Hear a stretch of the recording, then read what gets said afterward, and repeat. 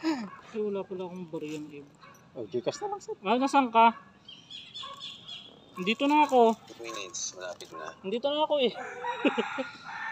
wait lang. Sabihin mo, yung Basta pinareserve. wala akong bariya eh. Sabihin mo, Legion pangalan. Yung naka-reserve ngayon, sabihin mo. Legion Valdez? O Legion lang? Yung kay Legion. Yung sige. naka-reserve ngayon sa atin yun, pang alas 6. Sige. Wait lang Tawag ulit ako, wait lang. Si Croy, tawagan mo, ipapabok yung ulo. Sige, wait lang. Sige. Tambo ka. Gusto mo, boss? Gusto mo? Ay, sige. O sige, kuha ko. Sige, Sakto, kuha ka wala kahit pa akong ano yung gusto mo. Wala pa akong tanghalian eh. Ang tawid gutom yan.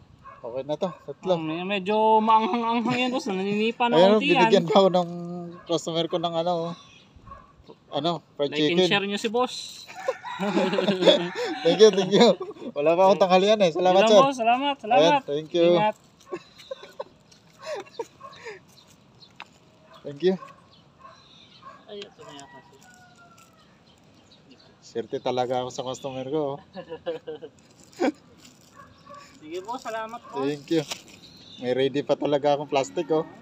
Para sa'yo talaga yan boss. Para sa mga booking mo na talaga. Sige, salamat sir.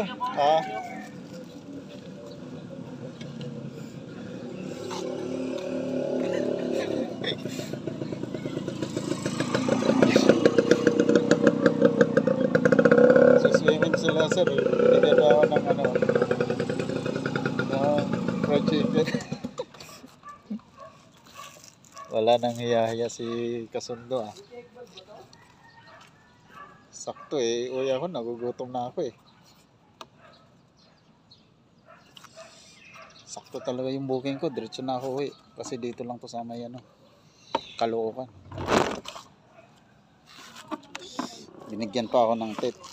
Plus 3 pirasong fried chicken. Saan ka pa? Diba? Walang hiya yung joyride.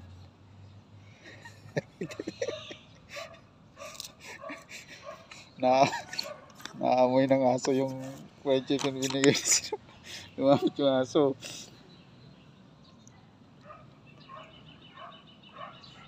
Naamoy ng aso.